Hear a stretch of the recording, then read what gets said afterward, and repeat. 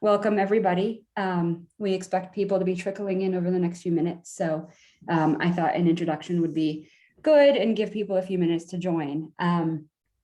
You guys all know a little bit about Ben's story.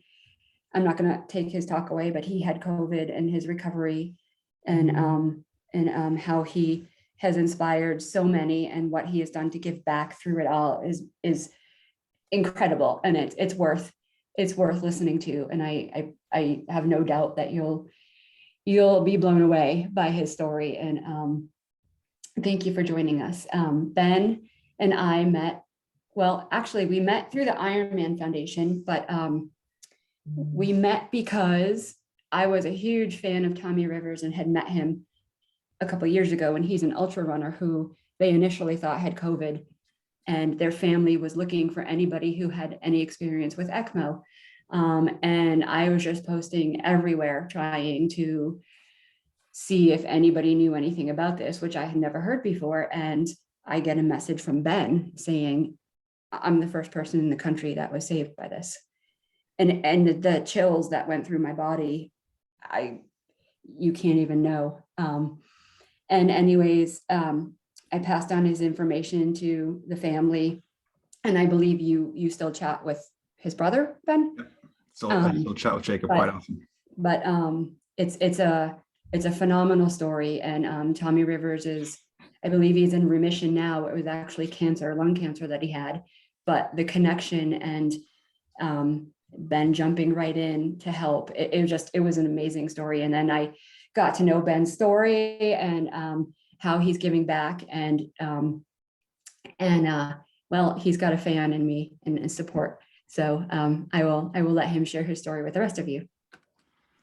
Thank you, Megan. Thank you for that introduction. It's an honor to be here to talk with all of you. I just feel that being able to tell my story and having the privilege to be able to sit in front of people to talk about what happened to me and what I've done since, and really the whole motivation and piece that keeps me going is a little 3-line phrase that I got when I was about to go for my first Ironman, which is don't stop, don't quit, keep moving forward. And that's really what's stuck in my mind. So as I tell my story, that's really the crux of all of it as we move forward here. So my story starts in February of 2020. So as you know, in February of 2020, COVID was not really in part of everyday conversation. With my background, I traveled a lot for work, and I checked every time I went somewhere whether there were active COVID cases starting in January, because I'd heard of this virus and I have a scientist background. So I was just thinking, okay, let's just be safe as we go through. And I was training for my second Ironman. So as you can see in the poster behind me, in 2017, I did my first Ironman Wisconsin. I'm not a fast athlete by any means. I finished that race in 16 hours and 54 minutes, just under the 17-hour cutoff. The wheels fell off that day, physically and metaphorically. And I wanted to come back and have a better race. I was going to do Ironman Arizona. So I scheduled a 2-day physical at the Mayo Clinic in Minnesota, and just to make sure that everything was good. I was ready to go forward and run another Ironman. My body was healthy. So that was February 15th and 16th. I got on a plane February 24th, and while I was on that plane or the next plane, it was during those first couple of days of travel, I caught COVID-19. When I got back on February 29th, back to my home, I noticed I had a small fever. We were about to have a big dinner party, and I said, you know what? I've got a fever, 102. Let's cancel and let's see what's going on. So February 29th, I had a fever, and this is 2020, before you've heard the words quarantine, before you've heard the words community transmission, anything like that. This was, I call it COVID 1.0, and we're about on 3 or 4.0 right now. And my wife and I have always had this policy. We're both scientists, that when one of us gets sick, we have a daughter, we put on a mask, we isolate in another part of the house. And I happened to do that. I just put on a mask and went in the basement. It was just drywall mask because as those of you with children know, kids don't care about sick days. They still want to be kids. So to keep one parent, my wife and I always did that. And this fever just wasn't going away. So February 29th, the fever starts. March 3rd, I decided to go back to the Mayo Clinic, get checked out. And there was no possibility to get a COVID test because testing wasn't available outside of the Centers of Disease Control in one location in the United States. So they said, I have a virus. They don't know what it is. Go home, isolate, you'll be fine. And I went back to the hospital on March 9th. My fever had not gone down. So this was 10 days of fever above 102 degrees or above 41 degrees Celsius. And it would not go away. It just fever. And I was feeling terrible. So I told my wife, you know what, let's go back to the hospital. I went into the hospital on the morning of March 9th. And within 12 hours, I was admitted into the ICU. About 6 hours after being admitted to the ICU, I was put on a ventilator. And then 4 hours after that, I was still crashing. So they had to put me on ECMO, which stands for extracorporeal membrane oxygenation. It's a heart-lung bypass that is used for heart transplants, lung transplants, any major surgeries to oxygenate and pump the blood through your body because my body couldn't oxygenate it itself. So I went in 3 weeks from a 2-day physical at the Mayo Clinic to get a clean bill of health to being on life support in the hospital, where they gave me a 50-50 shot of even surviving being put on ECMO. And when my wife made that decision, I was in complete awe that she could make that decision when I found out after the fact. And then that's the last I remember. So I remember being asked to be put on a ventilator on the morning of March 10th.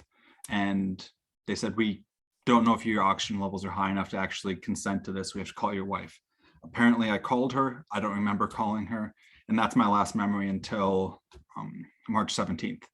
So 7 days later, St. Patrick's Day, and you can see my last name of O'Donnell and Irish heritage that I have. Good day to wake up. So I wake up 7 days later and I was intubated. I had this big, you can see my scar here. This is where the life support was in. And this is where I was under dialysis because in those 7 days, I had liver failure, kidney failure. My lungs still weren't working or oxygenating and my heart was pumping, was working too hard. So I had some heart stress markers, not heart attack markers, but heart stress markers, and everything was happening. And after that, I couldn't sit up, I couldn't do anything.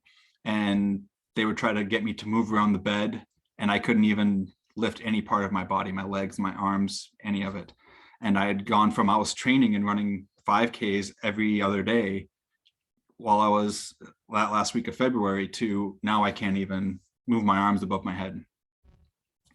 So each day in the hospital, I had some phenomenal nurses and they put up a picture of the Ironman symbol because they knew I was training for an Ironman. They put up my family.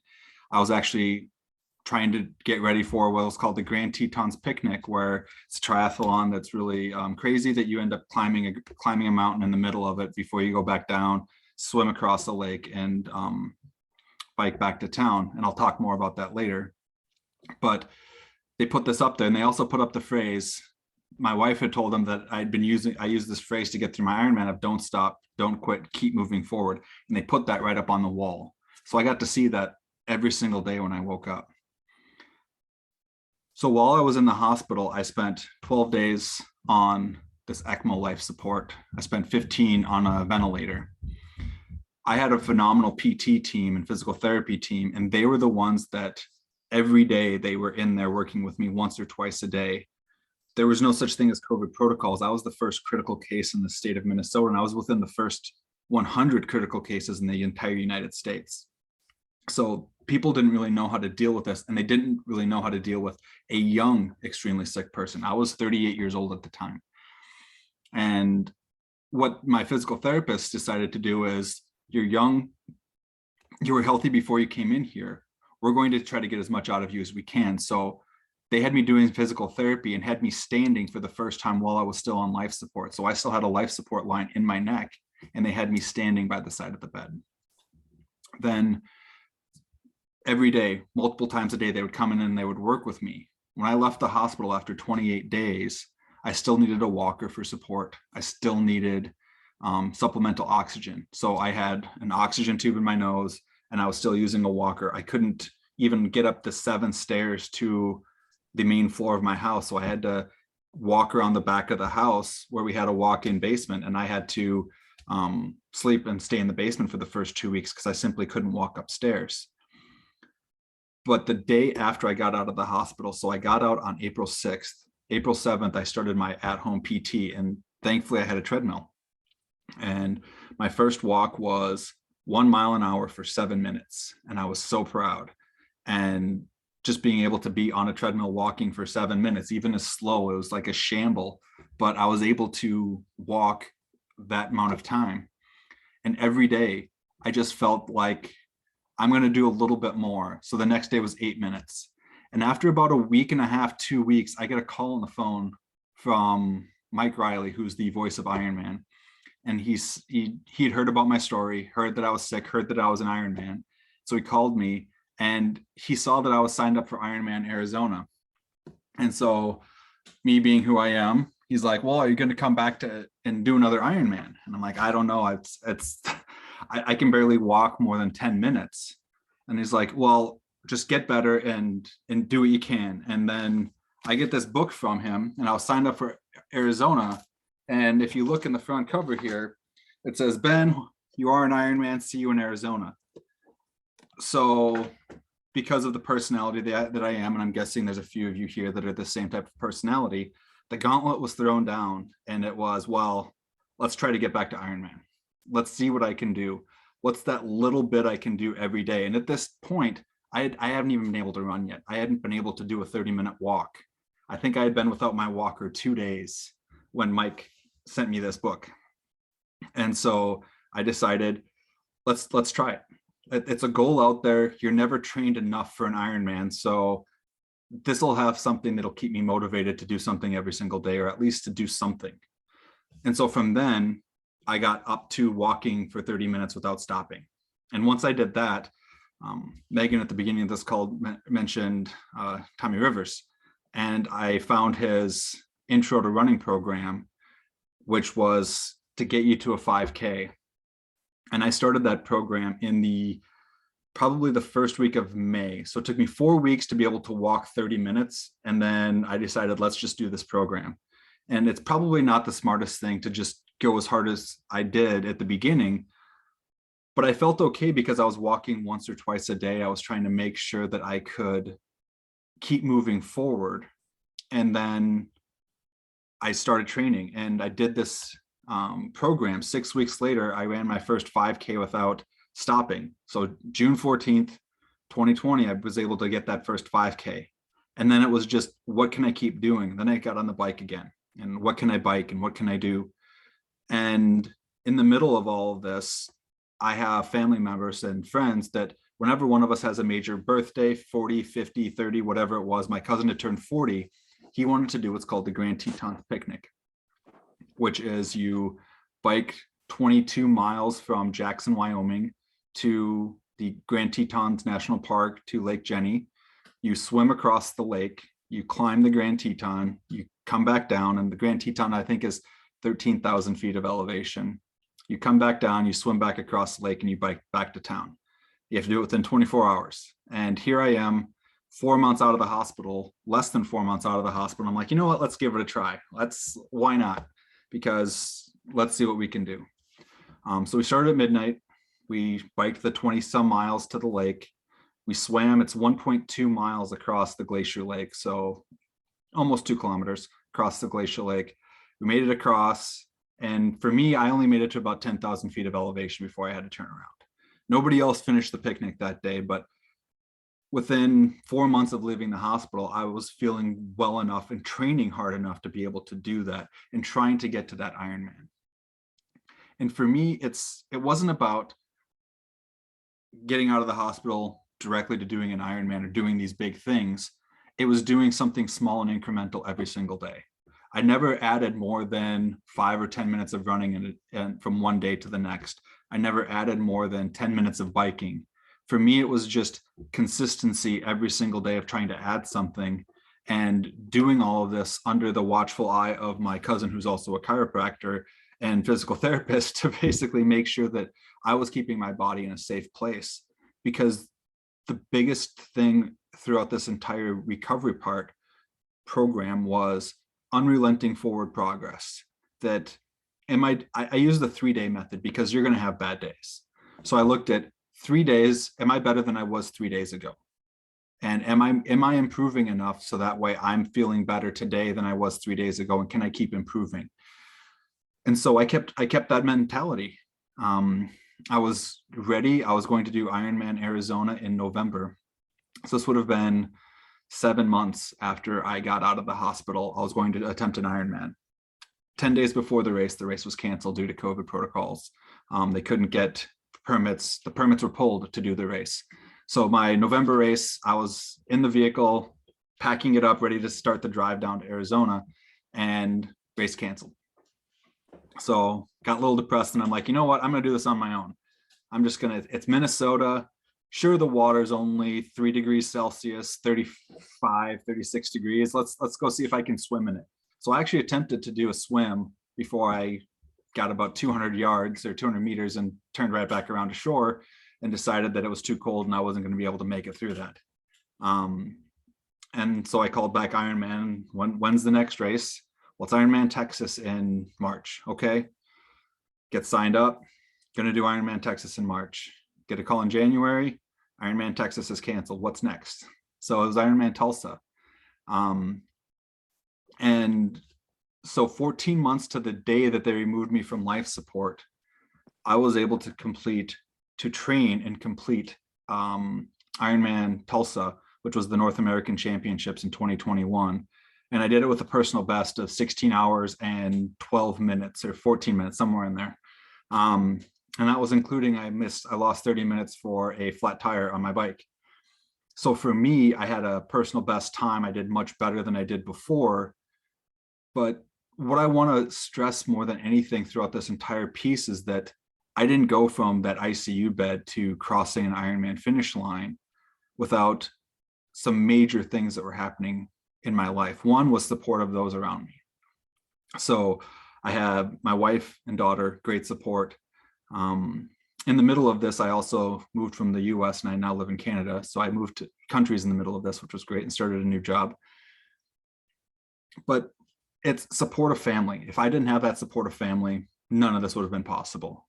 The time to train, the time to make sure I could focus on my physical and mental health. Those are the big things that I think that training has given me, is that physical and mental health boost that I needed, especially after being Ironman training to needing a walker. That mental blow is huge. And for me, I'm a former university athlete.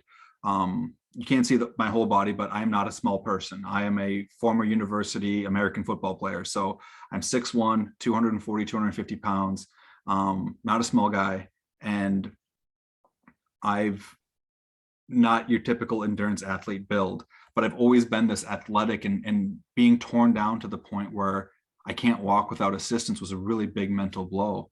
And for me, it was keeping that mindset of, how can I make sure that I don't stop, I don't quit, and I keep moving forward and having that unrelenting forward progress. That was what helped me more than anything. Was, okay, I can't do this yet. I can't swim yet, but I can go and I can walk. I can go for a bike ride.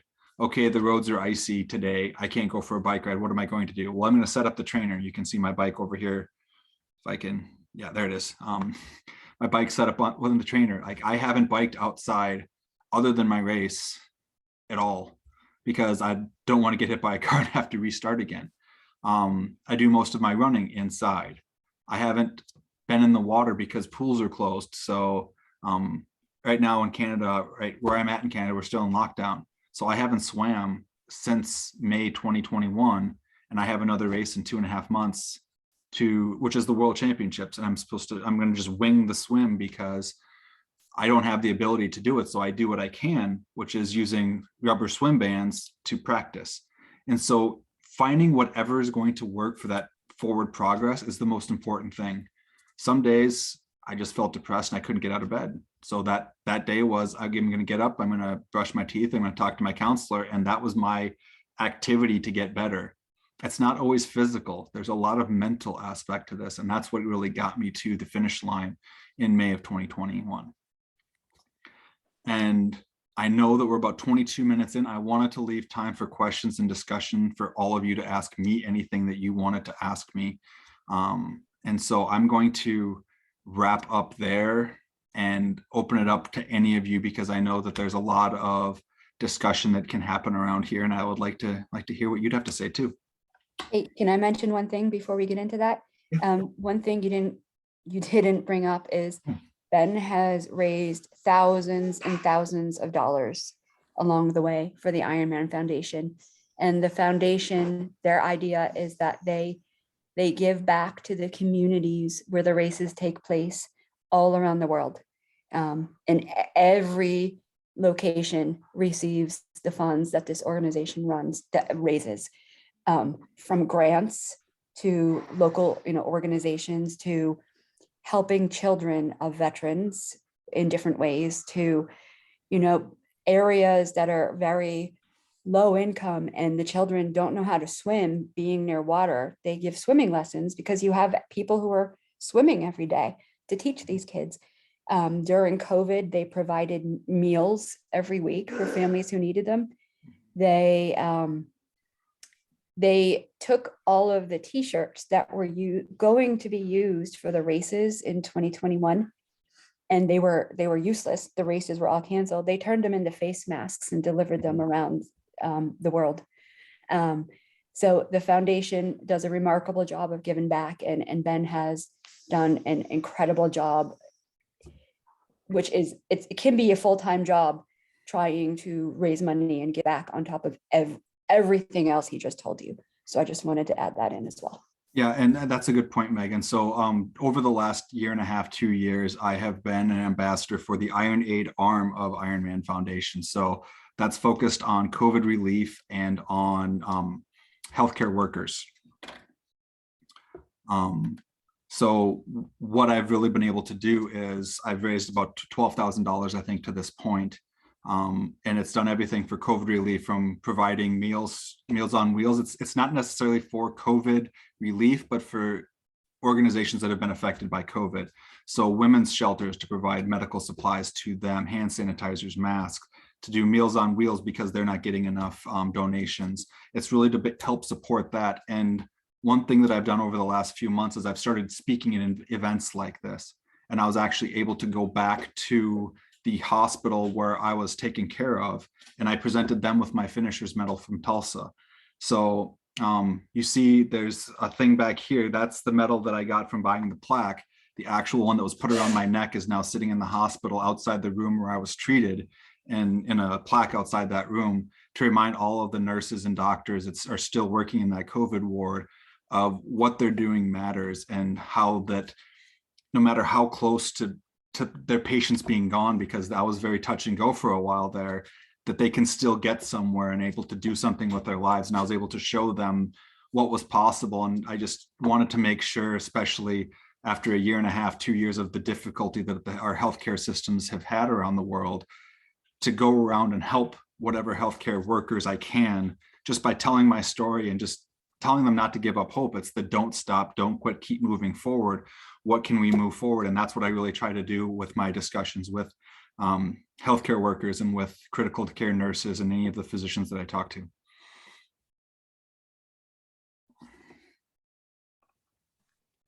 That's awesome. You've given me chills about 4 times already. So does anyone have questions? Ben, I didn't realize you got put on a ventilator the same day you went in. Did they tell you what your oxygen levels were at? So when I got into the hospital, my oxygen levels were about 82%. Oh, wow. And then they gave me increasing oxygen. By the time I got to 8 liters of oxygen, I was still in the low 80s. And I stood up to use the restroom once, and they dropped down to the 50s or 60s. So I was told I couldn't stand up anymore, and I would have to be put back into bed. And later that evening, it was probably 2 in the morning when they put me on a ventilator, 2 or 3 in the morning when they did that, because my oxygen levels were still dropping. And I think before they put me on ECMO, my oxygen levels were still in the 70s while I was on a ventilator, which is why they felt that ECMO was the only choice to save me. That's remarkable. And the use of ECMO, that whatever doctors decided that, that's just remarkable. Absolutely. It was actually, she was an OB, a surgical OB, who Dr. Selma Shaker, she had never done ECMO before. She was on her first rotation as she was an OB, and she wanted to get more critical surgery under her belt. So it was one of her first weeks on the ICU floor, and she was the attending physician that made the call to put me on ECMO. And I still, to this day, thank her as much as I can when I see her. That's pretty amazing. I know some of you have questions. Evan, I know you do. Come on.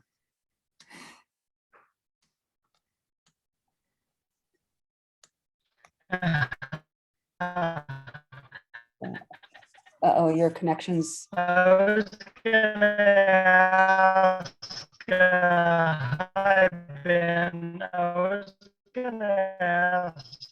Hey, Evan, we can't hear you. I think you have a bad connection.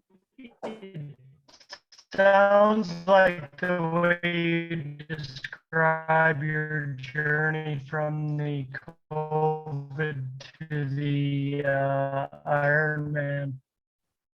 Can you hear me? Now it's getting better now. Can you say that again?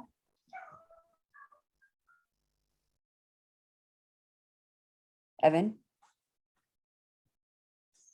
Okay. All right. I don't know what's And going if your on. connections are bad, if you want to throw it into chat, I'll have the that's chat up so I can see questions there as well. I remember you saying that, oh, here he goes. Were there ups and downs versus progression from COVID to Ironman? So there were a lot of down days.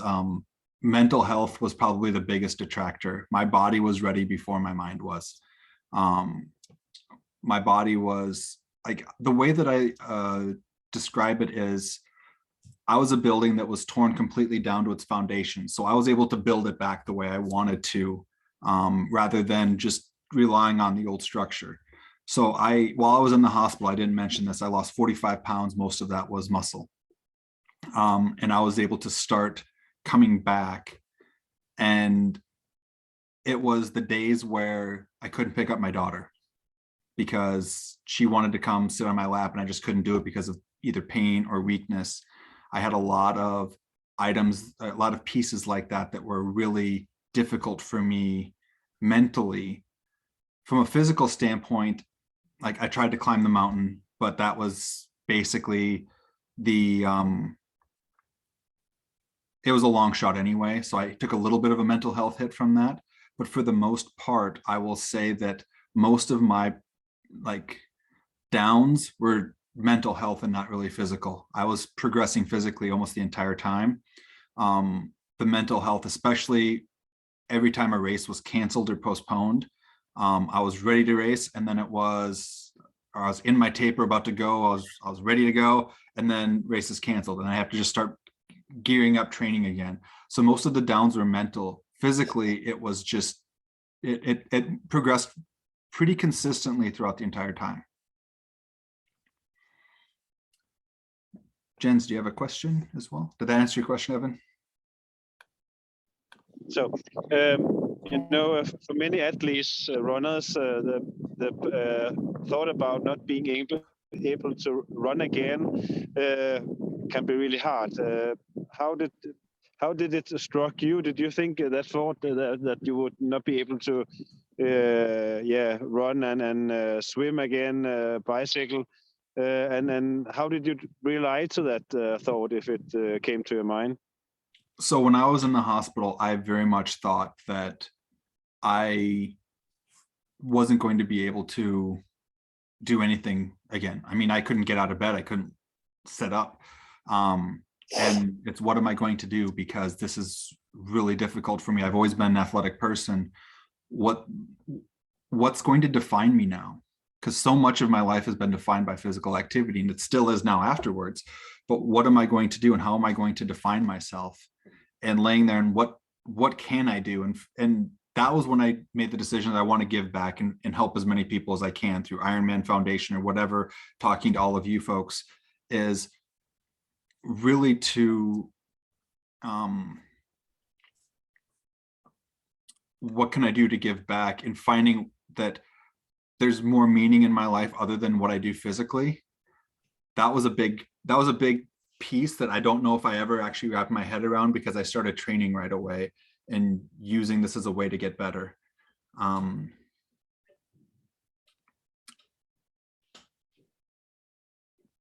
The thought process of might not being able to do this, I know that every time before I got in the water, so when I was on a ventilator, my ventilation tube plugged 2 times, so I had to be re-intubated 2 times. So I was intubated 3 total times, and I had this extreme fear of not being able to breathe.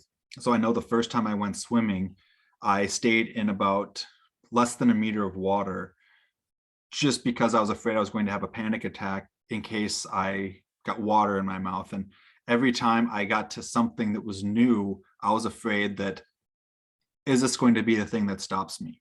Am I going to get on my bike and is this going to be the thing that stops me? And just, I will say that from an endurance athletics perspective, the running, whether it's ultras, whether it's Ironman, whether it's sprint triathlons, whenever you're doing something like this that pushes physical limits, you find something in your brain that keeps you pushing forward and through these hard times. And I would say with the prospect of not being able to do it, it was shifting my brain to, instead of how can I move forward and keep doing this, it's what's the other things that I can apply this energy to. That's what my mind kept going towards in that perspective. And thankfully, I haven't found anything that stopped me yet. I still haven't been on a plane yet. And I do have a race in Kona in October, which they don't make roads to Hawaii. So I have to fly instead of driving. I've driven everywhere over the last 2 years. So I'm still trying to figure out what it's going to be like getting on a plane, since that's where I caught COVID. But that's the last real thing that I haven't gotten to yet, and I'm worried about mentally. Can I ask a question? This is something that I've struggled with, and I can't imagine how difficult this is or how you've handled it. COVID has become extremely political. I know, not just in the US, but all over the world. How have you been able to, I mean, I know I've walked into a store and seen people unmasked and got extremely angry. How have you handled all of that? Part of it is I'm in Canada, where everyone still stays masked. When I was in the US in November, so in November, I actually testified in front of Congress about how we can combat vaccine hesitancy. But for me, and I said it then and I'll say it now, we have to find out what's the root of the issue. Is it an actual fear? Is it like change and decisions are made at the individual level? And for me, it's about, I'm not going to make base assumptions about an entire group of people. Am I frustrated that there's a lot of unvaccinated, unmasked people? Absolutely. Do I understand the frustration of still wearing masks and the push for vaccination and government mandates? I also understand the frustration with that as well. Mm-hmm. So for me, it's about attacking how the decision was made and not the decision itself. So I was this close to, I didn't do it, but I almost did Ironman Tulsa at 95 masks, just to show that even with, I still don't have full lung capacity, that even I could still do my race. And I'm considering doing the World Championships in an N95 after the swim, just to show that it can be done. So for me, it's attacking the individual decision-making process, not the decision itself. And that's where I've kept my mental sanity, because I do get frustrated. Yeah, that's actually a good way to look at it. I never thought of it that way. Do others have questions? You can use the chat if you're not comfortable unmuting.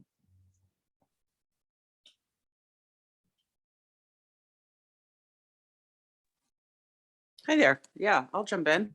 My name's Kathy. I'm from North Carolina. I'm actually an ER doc. I'm probably about to ask you protected health information now, and you do not have to reveal it, obviously.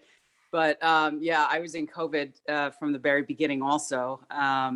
But I would say, probably most all were elderly, 60 and above.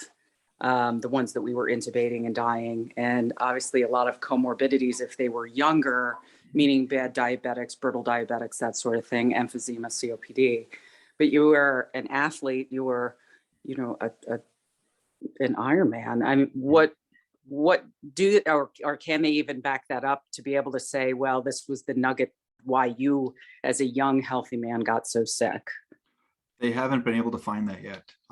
They figure it's genetic because I had that 2-day physical at the Mayo Clinic right before I started my training. So 2 weeks before I caught COVID, I had an extensive 2-day physical at the Mayo Clinic, and I was given a completely clean bill of health. I had a slightly elevated cholesterol. My cholesterol was in the low 200s, and because I had heart disease in my family, they're like, we should do something about this. That was the only thing that they found over 2 days of poking and prodding. And that's one of the things that precipitated moving to Canada, actually, is the fact that since we don't know and they figure it's genetic, and my daughter shares my genetics, that we were going to go someplace where they were doing more against the virus. And my wife and daughter are both Canadian citizens. So they came up here. They came up about 8 months before I did. I moved about a year ago, and they moved almost after I recovered. But yeah, they still haven't found out what's that nugget. Not sure whatsoever. My blood's gone all over the world.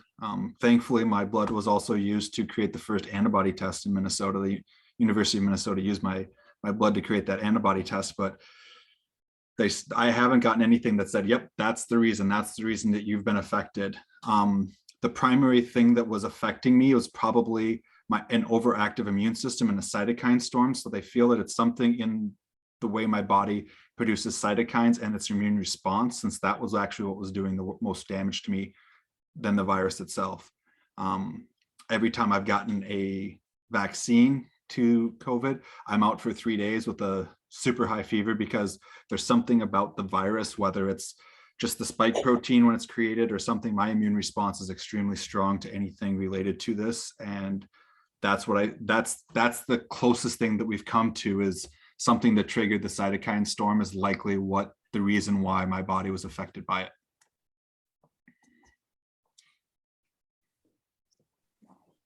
Are you subsequently, I know you just said about the COVID and the vaccines. Do you wind up with anything as far as quote unquote long-term COVID symptoms, or like your echocardiograms and things like that, thankfully have turned out okay because now you've gone back competing? And yep. So all my heart scans have been good. My lung capacity is not quite what it was. I have some scarring. I don't have full function, but there's still a little bit of scarring. I deal with brain fog. That's probably the biggest one. And I have complete numbness on the surface of my left leg. So I can feel everything in my left leg except for the surface skin. So if I tap my leg, I can't feel it. But if someone sits on my leg, I actually have a lot of pain in the muscles underneath. So those are the two things that are day to day, is the brain fog. If something changes subjects or I have to focus or concentrate for a long time, I can have an issue. And then the leg being numb. Those are the two things that I'm still dealing with from a long haul perspective. A lot of the work with my physician has been talking about how likely ECMO, with the extreme amount of blood thinners needed for that, likely saved me from long haul effects, since clotting, it's the clotting mechanism that's cascading and causing a lot of the long haul issues, whether it be in the heart, in the brain, or somewhere else.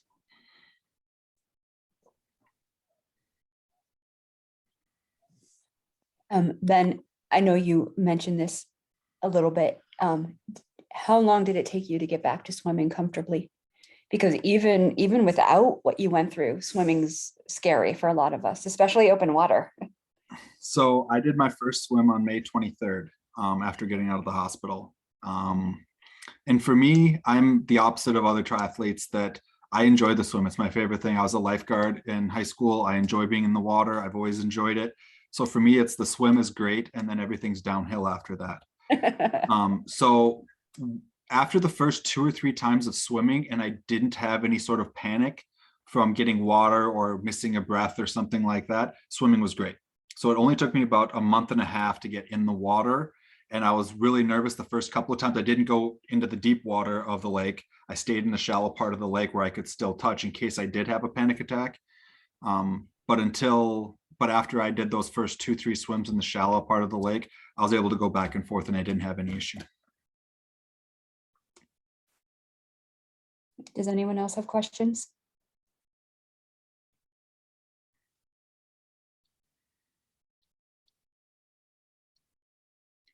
There you go, you got chat. All right. Sorry for poor roll internet. What motivates you to do more Ironman? So for me, I've really been called by a shirt that I saw at my first Ironman that says, "Why suck at one sport when you can suck at 3?" And for me, that's what really hits home. I've never really been a runner or a cycler. And when it got to doing Ironmans and triathlons, it was my best friend and cousin was doing an Ironman in 2015. And it's, how can we hang out more? He's training all the time. I'll just train with him.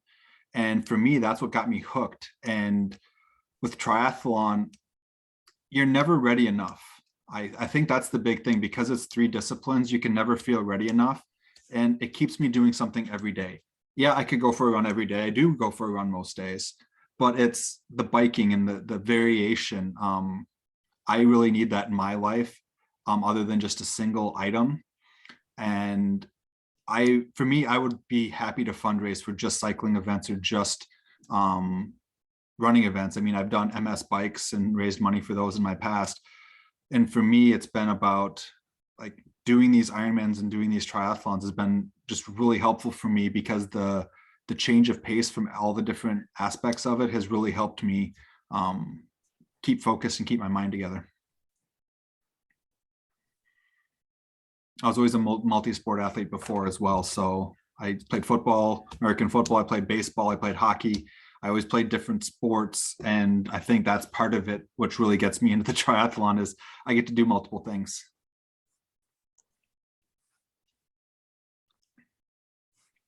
Anyone else?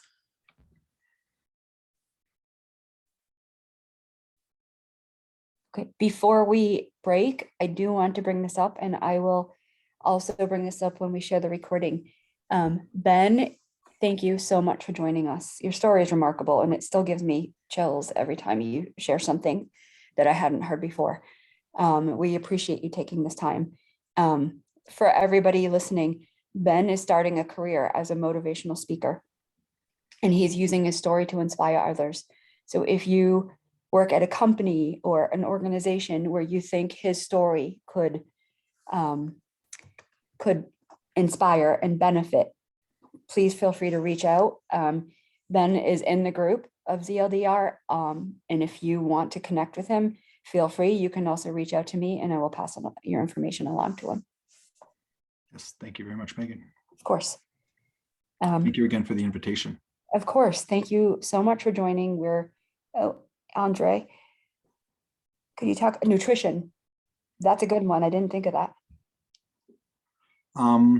Sure. So for me, nutrition, that's been something that my first Ironman, I said the wheels came off. The nutrition was terrible. And that's probably why the wheels fell off. I found that when I was recovering and training and doing all of this, that at first when I got out of the hospital, I had difficulty eating and kept losing weight. But for me, for the day of the race and everything else, I only use liquid nutrition now, because that's all I can really handle when it comes to race day. I don't know if it's due to COVID or just something that's a quirk in me, but I've very much been liquid nutrition only. I use Tailwinds as my liquid nutrition. And then for the bike, at least, gels are too sweet for me and I can't handle that. So I usually use a concentrated version of Tailwinds and water. That's pretty much what gets me through my race days. And then when I get to the run, flat Coke and pretzels. That's pretty much what my nutrition is on race day. For the most part, my eating habits every single day. I mean, you can see I'm sitting here at my work desk. This is my lunch most days. So I have a lot of protein shakes for lunch. egg for breakfast, protein shake for lunch, small dinner. As I said, I'm a big guy, so I try not to have too much food or fuel during my training cycle, so that way I don't get too large. I do like to drink my beer, so the beer is where I usually get my extra calories. I was gonna say, why else do Ironman if you don't get something special with beer? Beer and tacos. That's what motivates me. That gets me to the finish line. Occasional pizza. Nice. Jens, you have last question? I see your hand up. Yeah, I just want to thank you so much for doing this, Ben, and it has been really inspiring. And one thing I really remember, beside everything else, is what you said about don't stop, don't quit, keep moving forward. I will use that to inspire other people, and remember to, quote, it was from you, but really great. Thank you very much. Absolutely. Thank you for having me. And I look forward to being a part of this group online too, doing some runs with all of you. And if you want to hear more of my story, there should be a documentary on me coming out. It's an hour-long documentary that ESPN had filmed and produced. So I don't know when it's being released, but look for that. I'll put something in the Facebook group when I find out more. That's pretty awesome. Cool. Well, thank you again, Ben. We appreciate it. I hope you enjoy the Super Bowl today and have a few beers and snacks, tacos. Oh, Evan's happy you're in Canada now. Go Atlanta, Canada. We're good. But I appreciate your time so much. We are very grateful for your inspiration, and if we can do anything to help you on your way, please feel free to share it, because it's a wonderful group, and there's some great people in there who share the same values and want to put good back into the world. So we thank you so much again, and we really appreciate your time. Yes, thank you. Of course. All Have right. a great day, everyone. You too. Take care. Thank you. Ben, if you can send me the link, I think will it do goes to you, and I'll post it. Sounds good. Thank Okay. you. Take care, everybody. Bye-bye.